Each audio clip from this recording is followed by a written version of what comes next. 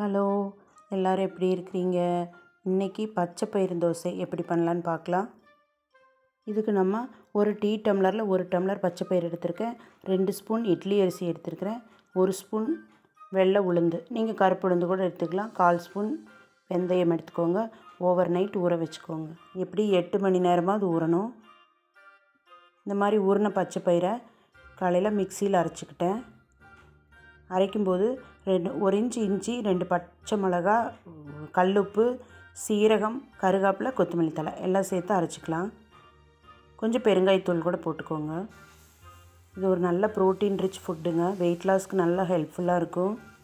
Morning பிரேக்ஃபாஸ்ட்டாக சாப்பிட்டா நல்லாயிருக்கும். பச்சை பயிறு உடம்புக்கு குளிர்ச்சி. ஊற வச்சு முளைக்கட்டி வந்த பச்சை பயிரை தினமுமே ஒரு கைப்பிடி சாப்பிடலாம். அடிக்கடி இந்த பச்சை பயிறு தோசையை உணவில் சேர்த்துக்கிட்டால் நல்லதுங்க. முதல்ல இட்லி தோசை மாவு வச்சுருக்கீங்க அப்படின்னா பச்சை பயிரை மட்டும் ஊற வச்சு இஞ்சி பச்சை மிளகாலாம் சேர்த்து அரைச்சிட்டு தோசை மாவில் கலந்துட்டு கூட இந்த மாதிரி சுடுங்க, நல்லா வரும். ஃபர்மெண்டேஷன் ஆகாமையே இது சுடலாங்க. இந்த தோசைக்கு தேங்காய் சட்னி, கார சட்னி நல்லாயிருக்கும். இந்த மாதிரி முட்டை சேர்த்து சுடும்போது இன்னுமே ப்ரோட்டீன் லெவல் ஹையாக கிடைக்கும் நமக்கு. முட்டை சேர்த்து செஞ்சு சாப்பிடும்போது இன்னும் டேஸ்ட்டும் நல்லா இருக்குதுங்க. நீங்களும் இதே மாதிரி ட்ரை பண்ணி பாருங்கள்.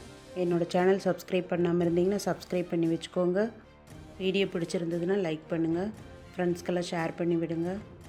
நீங்கள் ட்ரை பண்ணி பார்த்துருந்தீங்கன்னா கமெண்ட்டில் எப்படி இருந்ததுன்னு சொல்லுங்கள். பச்சை பயிறு தோசை முட்டையோடு சேர்த்து சாப்பிட்றதுக்கு ரெடி ஆயிடுச்சு. எங்கள் வீட்டில் இன்றைக்கி பிரேக்ஃபாஸ்ட் பச்சை பயிறு தோசையும் தேங்காய் சட்னியும். டேஸ்ட் ரொம்ப நல்லா இருந்துச்சுங்க. நீங்களும் ட்ரை பண்ணுங்கள். வீடியோ பிடிச்சிருந்ததுன்னா லைக் பண்ணுங்கள். தேங்க்யூங்க.